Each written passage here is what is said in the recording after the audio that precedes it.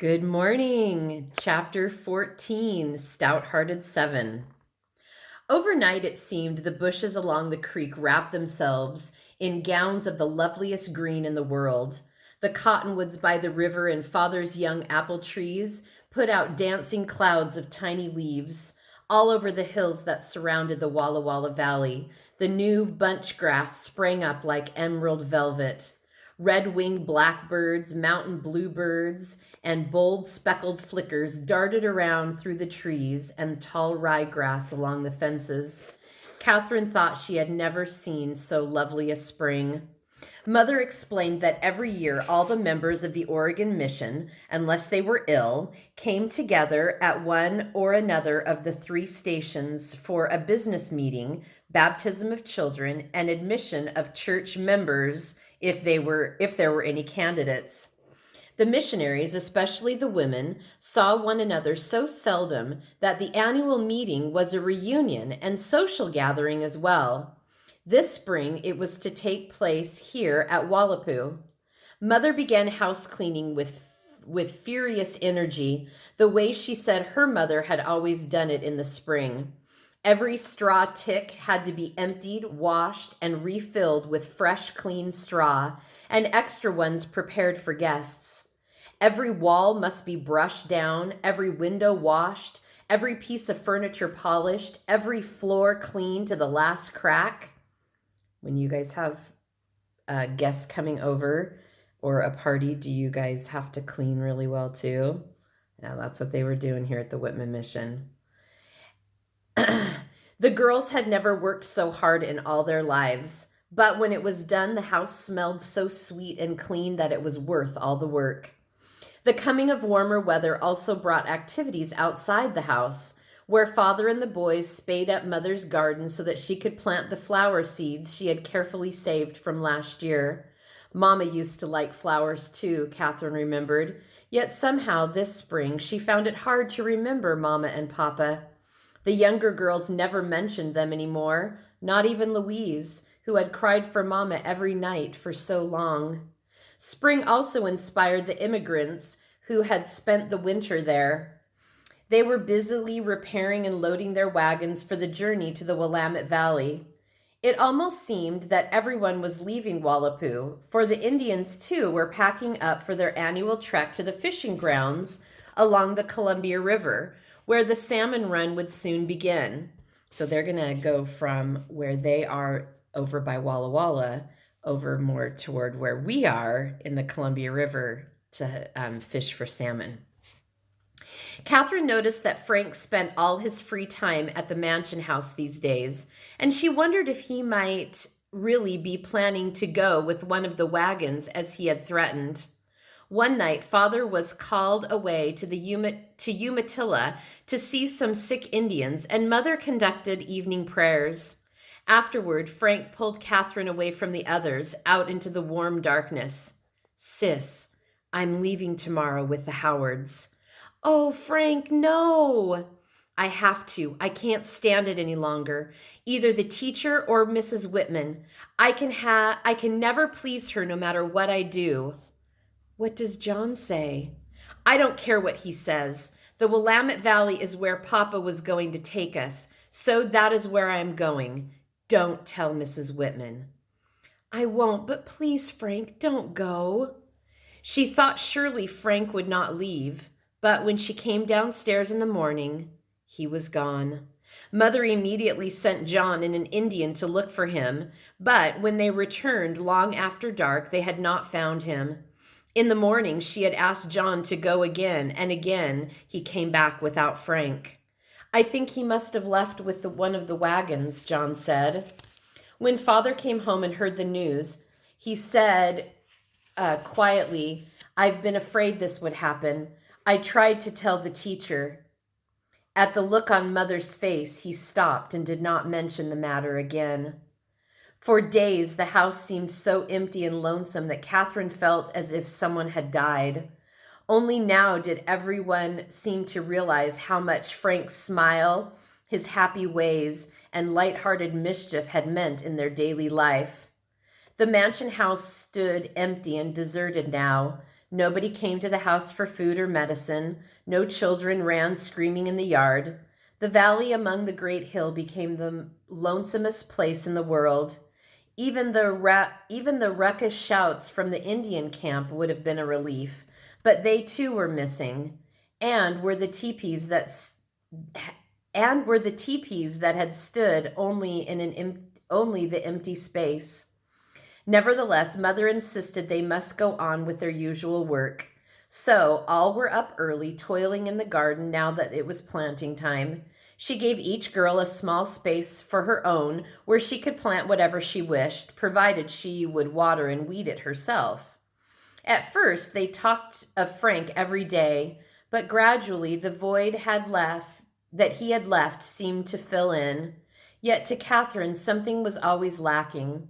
Often, when she was stirring the soup for supper, with the kitchen door open because of the summer heat, a shadow would fall across the doorway and her heart would jump in glad expectation.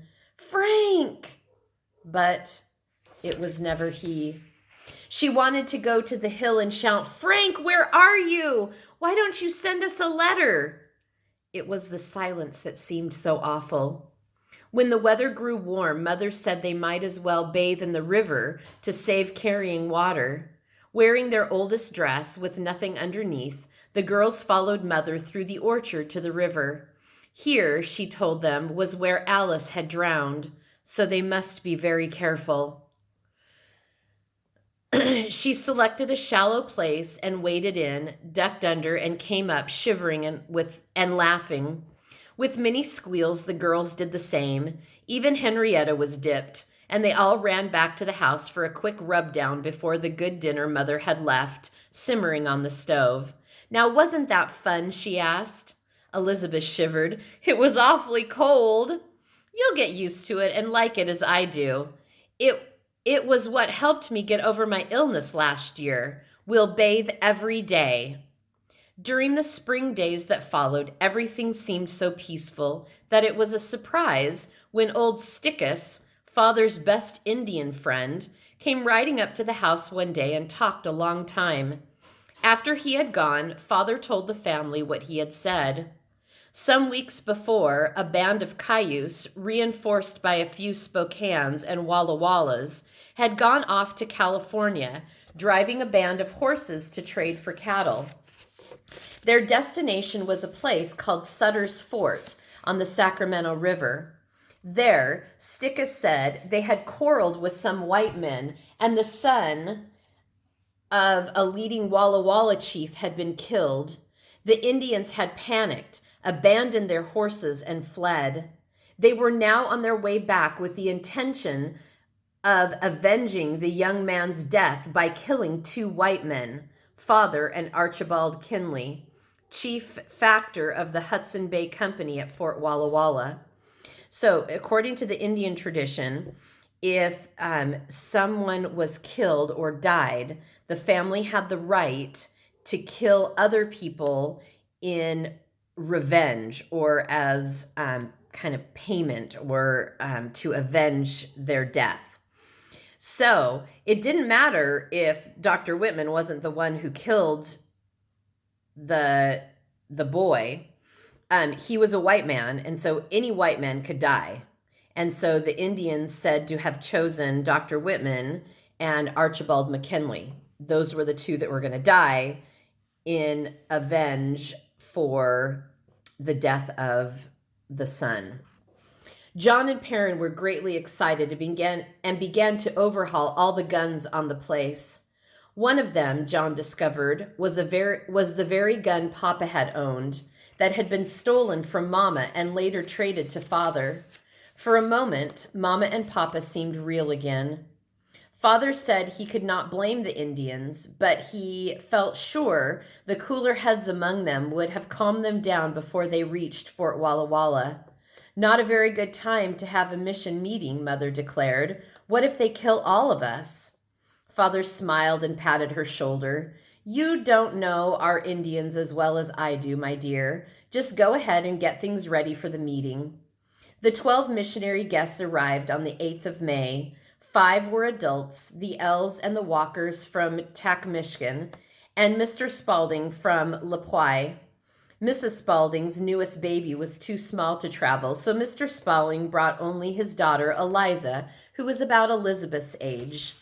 The 4 little Walkers and the 2 little L's children mingled joyously and noisily with the younger Saggers until the house seemed to be rocking. Since there was no one of Catherine's age, she spent her time taking care of Henrietta. After the meeting ended, Father made plans for his annual journey to Fort Vancouver to bring back supplies he had ordered from the East 1 or 2 years before. So remember, it took 2 years to get things that he ordered. So he ordered these 2 years ago, and he's going to go pick them up.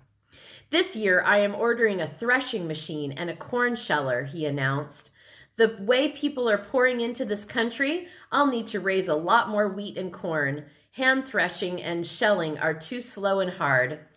This year, he would have a traveling companion on his trip, for Mr. Hinman had decided to leave the mission school for the Willamette Valley.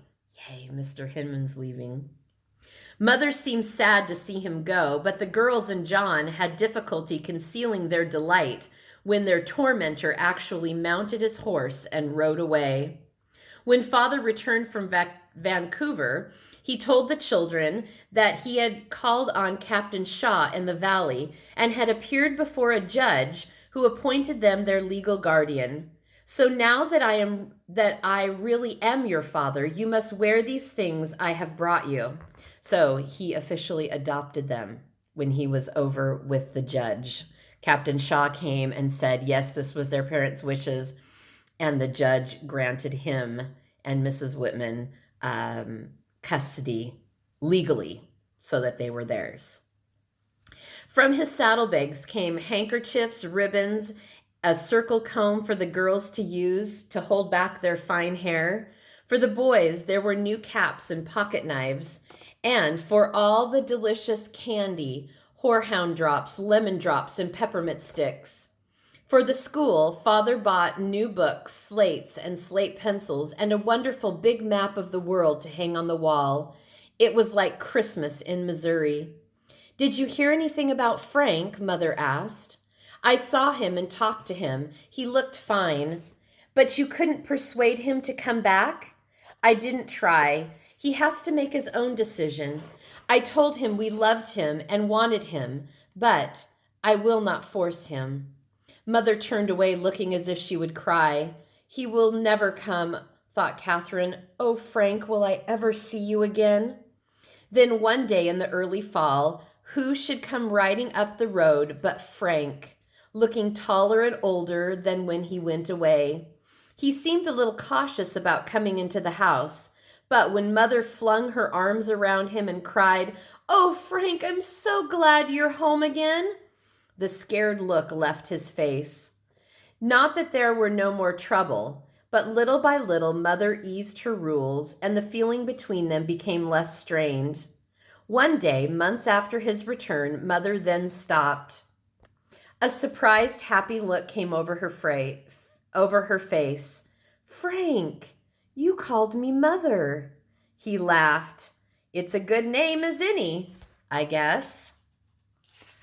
So they're starting to do some bonding. That was chapter 14, Stout-Hearted 7. All right, my friends. Talk to you later. Bye.